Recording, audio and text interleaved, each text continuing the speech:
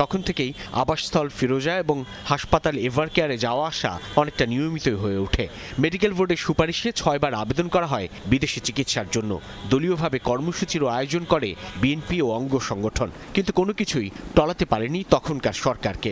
জনগণের সবচাইতে আদরের নেত্রী, যিনি স্বাধীনতা, সার্বভৌমত্ব, গণতন্ত্রের প্রশ্নে আপোষহীন। 5 আগস্ট গণ অভ্যুত্থানের পর মুক্ত হন খালেদা জিয়া। আইনি প্রক্রিয়ায় তার সাজা বাতিল করেন আদালত। তখন থেকেই কথা হচ্ছিল, এখন আর কেন দেরি করা হচ্ছে বিদেশি চিকিৎসার জন্য।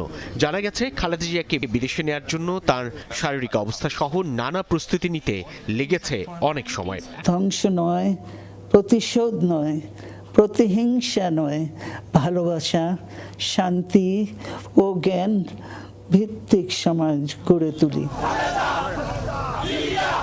সাবেক প্রধানমন্ত্রী ও দলীয় প্রধান উন্নত চিকিৎসা